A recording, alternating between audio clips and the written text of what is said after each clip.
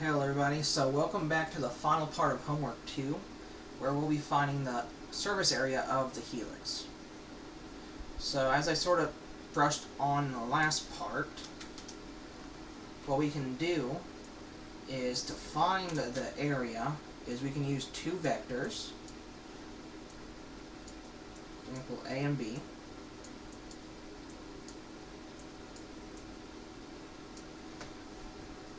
And then this area is given by the magnitude of their cross product.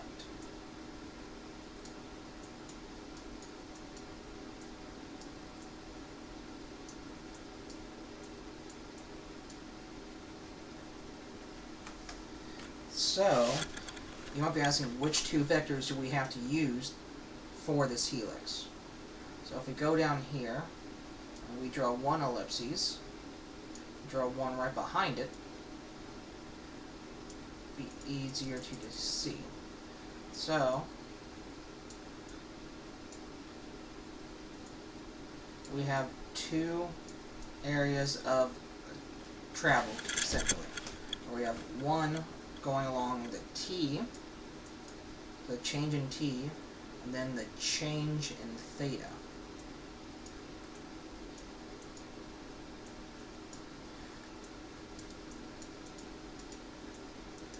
So the TT and D theta, so those are going to be our vectors. So, what happens here is we find a small area of the ellipse, or the surface of the ellipse, using these two vectors. And then we repeat it for each point until we get back here, where we don't count the last point, because that will double count this area. But what will end up happening is if we add all of them together, we get the total surface area.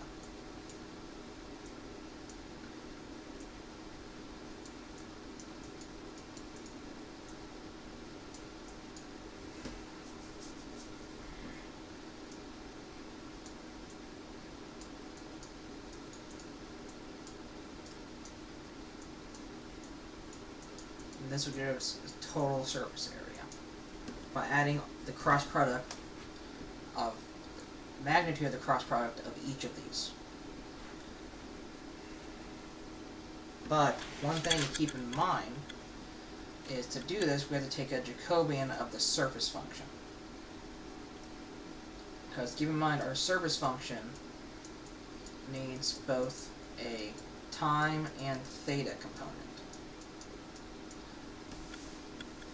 So we're taking the Jacobian, we can get both the time and the theta dependent derivative. Or well, we can see how these are changing with time.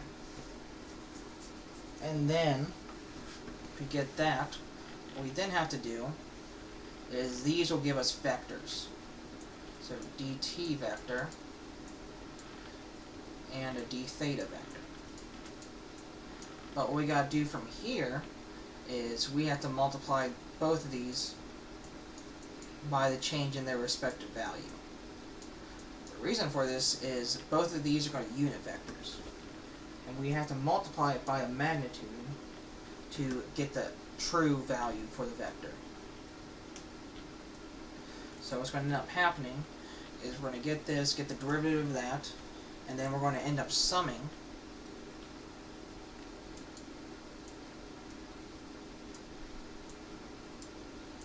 delta t multiplied by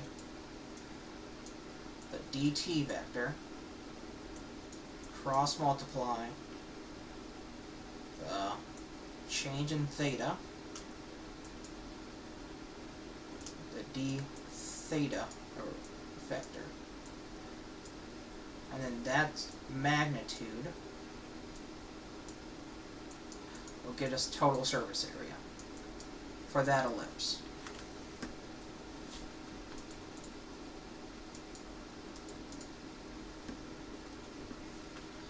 And then we go on to the next t, get that ellipse, find that area, and then we all add everything together, we get total surface area. So let's go in here and implement that. So first thing we got to do is we got to make a Jacobian of the surf function. Jacobian surf. Right. Now, since we want both of them, we have to pass a tuple saying we want both the 0th parameter and the 1st parameter. Do that. Now he's got to do the function. So here, we want to pass in a time component, and then what we want to do is do the dt, then the theta. Surf Jacobian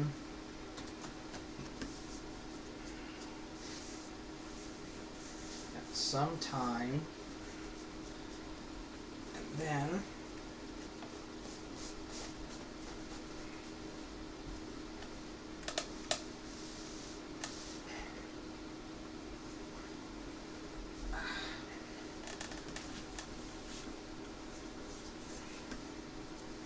well, also we need a theta component.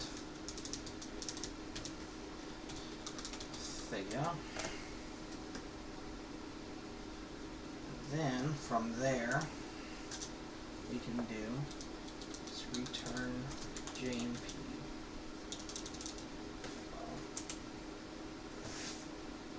Yeah, so the JMP.learn.alg.norm, so we want the magnitude of the cross product of the dt by delta time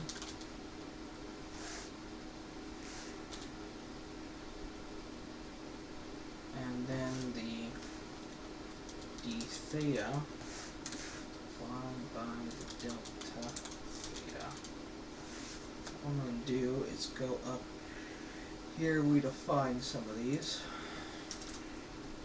So delta time equals t's 1 minus t's 0. Essentially, this is just finding the difference between the delta t's, since they're all evenly spaced. Then same thing with theta.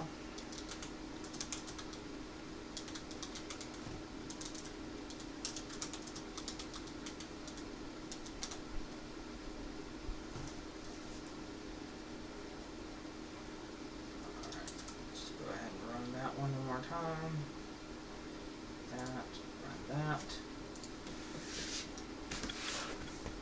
and then what we can do is we also got to vectorize this, but the neat part about this one is everything's a scalar. So t is a scalar, theta is a scalar, and we return a scalar. So we can just leave it as jmp.vectorize. And then from here, we can do surf dA. So t, and then just like how I mentioned that we don't want the very final t or the very final theta, because what's going to end up happening is at the very final t, there is nothing. There is no area past here. What it will do is it will... In 1 second, my computer crashed. Okay, it's back. Gotta love technology. Anyways, so at the very end here, at t end,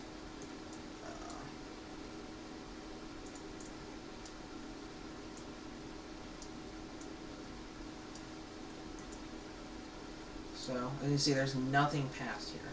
So if we let it go all the way in, it's going to try to generate area where there is no area. So that's why we got to do a -1 here. It's going to exclude that. And same thing with thetas.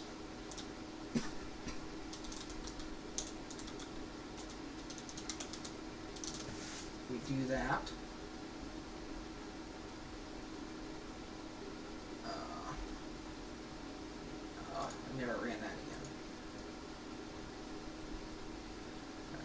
So this is the area for each. So if you do like a shape, 99, 30, so for each ellipses drawn, so of the 99, it has areas for each of these little segments.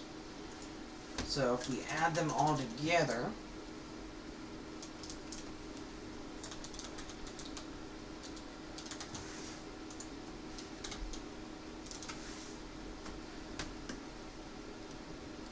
we get 103.7. Now if we go back up here, so if you like mess around with these numbers, so give that a 5 instead. What does that give us down here? It gives us a 458. And if you go here, you can see it's a little bit wider. The ellipses are smaller in comparison to the actual coil. Interesting graphic. And then, not really much change here because the scales changed, but you still get the idea. Anyways, go back down here. JMP sum.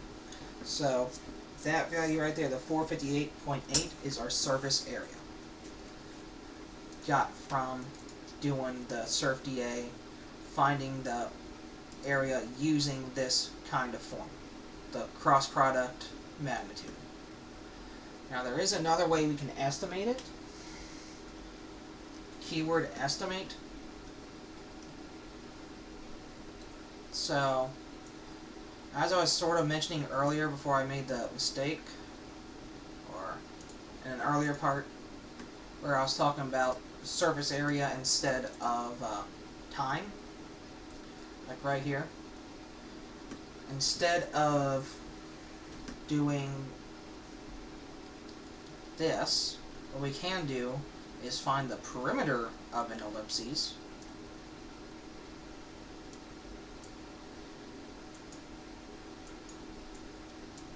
Find the ellipses, and then multiply it by the total arc length of the coil.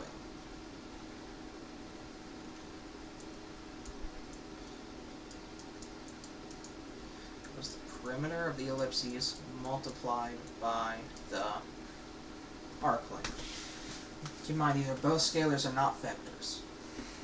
So what we need to do to estimate it using this alternative method is you've got to find arc length first.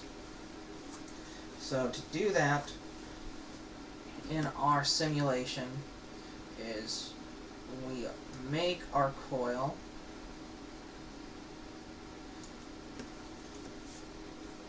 using our helix. What we can do is at each point we can add up the length from this point to the next point using Jacobian for the helix.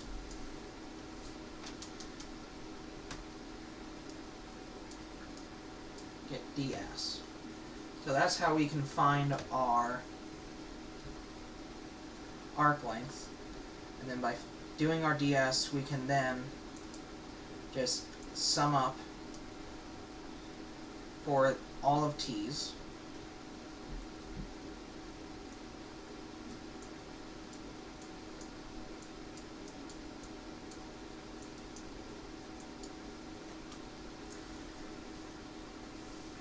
And then that'll give us the arc length. By adding this up, and then adding up the next part, then adding up the next part, then adding up the next part, so on and so forth to get to the very end. That'll give us total arc length. Now for perimeter, just like how when we did like with rotation, what we can do is we can measure the distance from this point to this point, and then from this point to this point, this point to this point, and then add those all up. So we're measuring arc length here as well, and then that's giving us our perimeter. So to start it off, let's do just arc length. So we do that here, and then do define the helix arc length, or arc best. And then the only thing you want to worry about is time. You don't have to worry about angle here.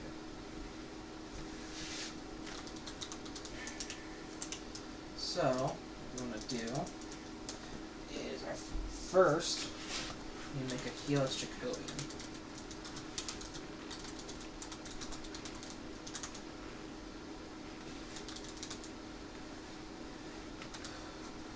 And then the only thing we're interested in is the time, because R and MZ are constants, remember? So, just like we did before, lambda t helix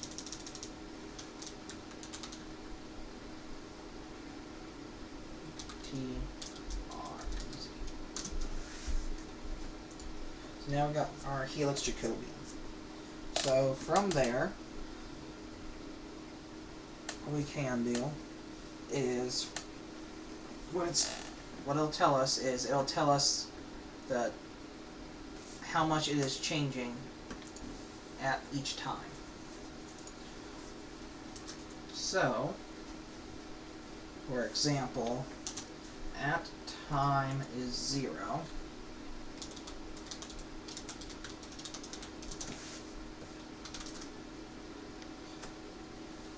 it is moving 5 y 0.5 in the z.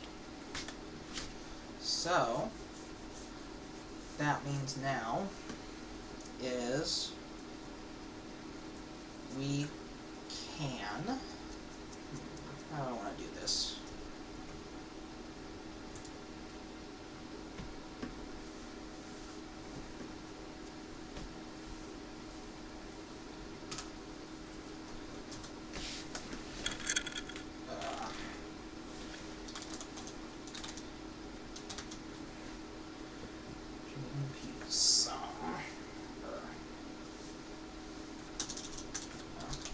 Ouch dot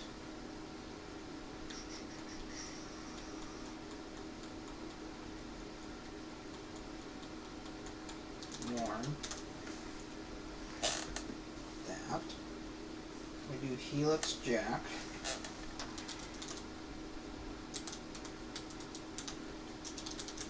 zero r m z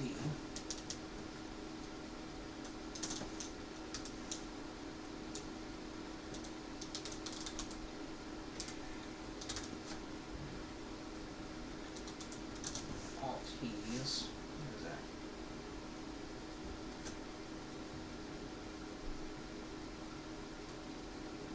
Oh, that's fine.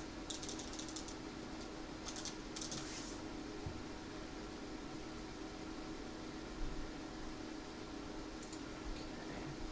That is way too low. So what we're going to do is vectorize in.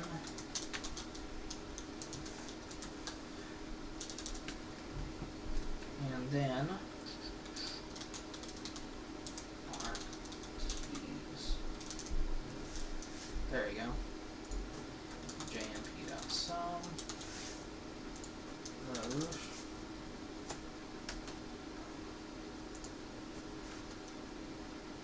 Oh, I think I'm going to put a T here.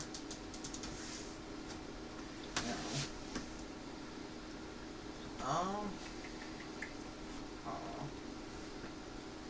Look, see what's going on here.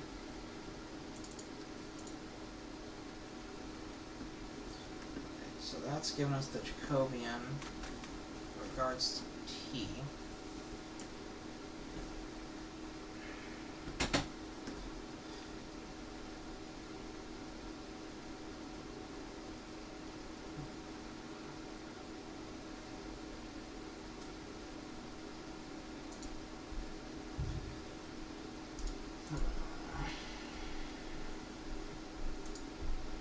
Oh, okay, hold on.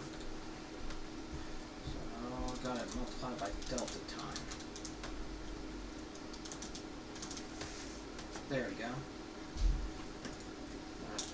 forgot to change this back to 0.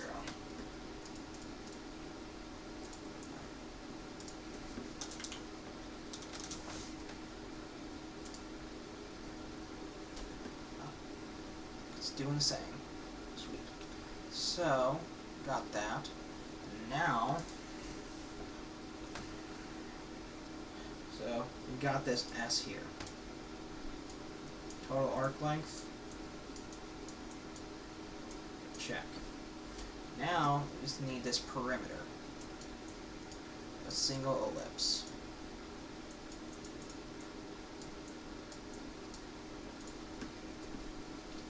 So, go here, and I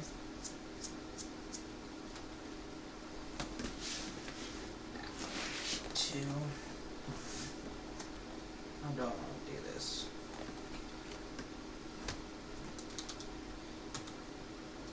So, surf theta. And we're going to make a Jacobian of the surface function again. However, this time we're only worried about the theta component, so we're going to put a 1 there. So find the theta arc.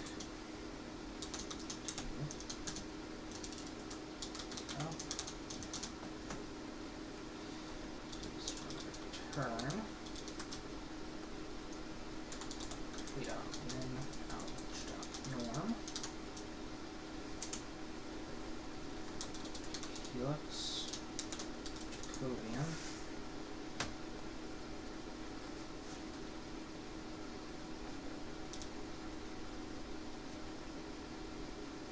No, what am I doing? Need surf d theta.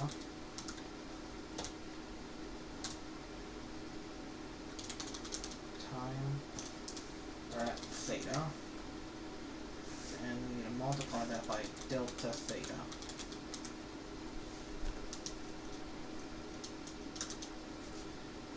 Before I forget, we need to vectorize this as well.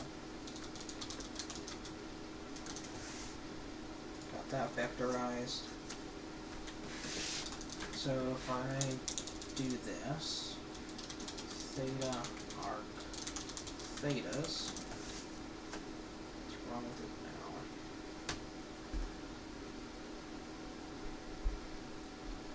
Oh. How did I screw up this time?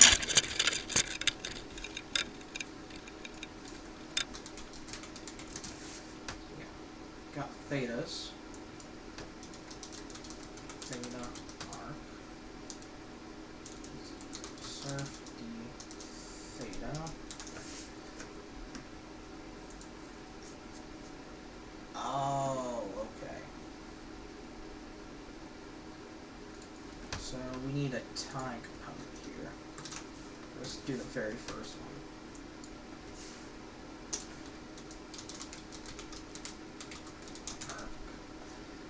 Theta. Thetas. Does that work now?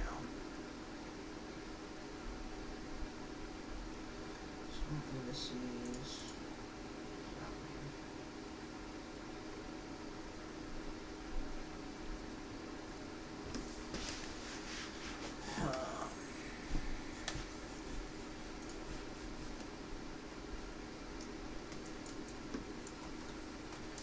surf d theta go to 0 for the time thetas. Does that work?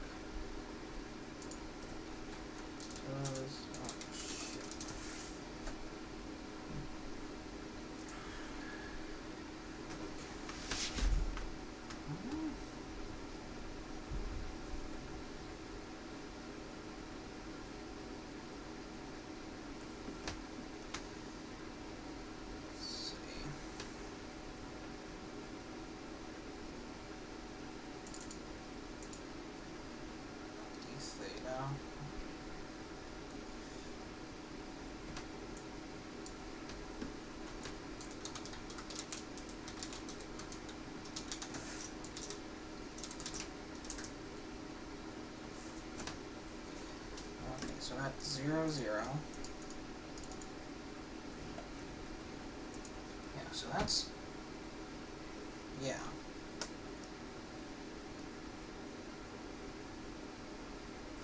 Yeah, so that makes sense. That's an XYZ component. So at time equals 0, theta equals 0.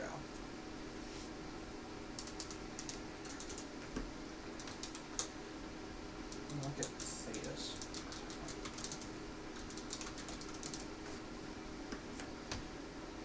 That shape is 32. So y, oh y.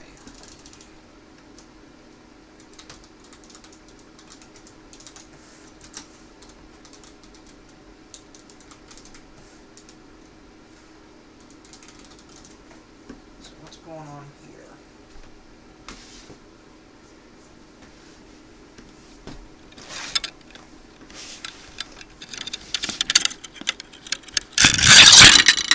Theta.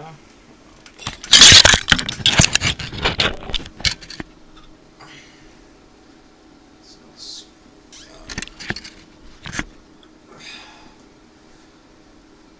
okay.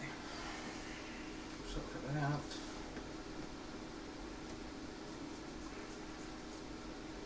times delta theta.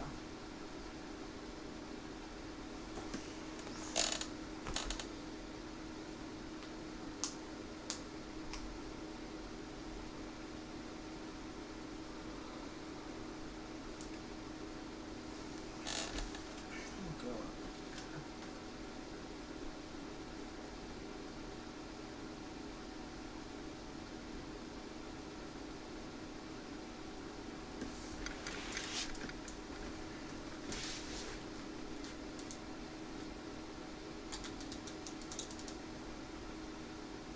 Let me try something. Since we do not care.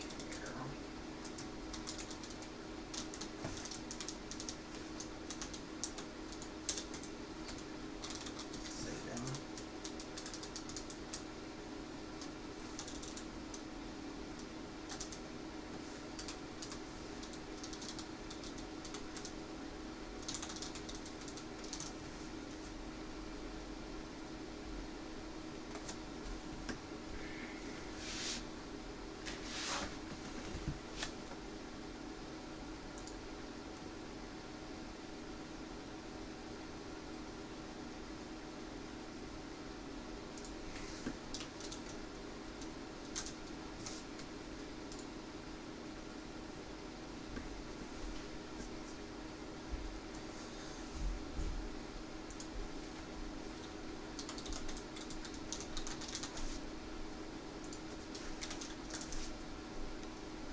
Okay, here we go. So yeah, so our parameter is 4.94. Actually, just realized we forgot to do this, even though I just talked about it. So, gotta do -1 because, just like talking up here, if we go all the way to the end, it's going to double count this area here. Same thing here. If we start here, we go all the way back, it's going to double count this little snippet here. And same thing here. So we just go back, give that -1 treatment. And then we take that and multiply it by that. Not what I'm going to do. We get 458.834. So that is our estimated arc length using the perimeter and surface area. And compared to the this is results from what do I want to call this? Surf DA. I'll just do that. That's the results from Surf DA. And then this is the results from using arc length. So 0.834. Up here we got 0.845. So they match up right to the second decimal place.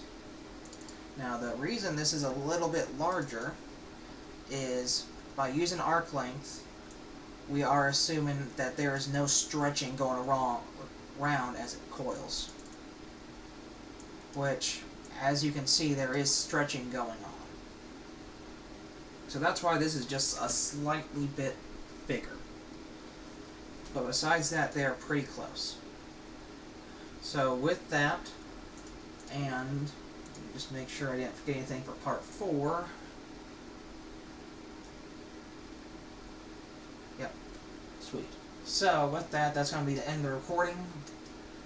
It's going to be uploaded to YouTube very shortly. I look forward to letting you guys view it. Let me know what you guys think. Any feedback's welcome. And once again, thanks for watching.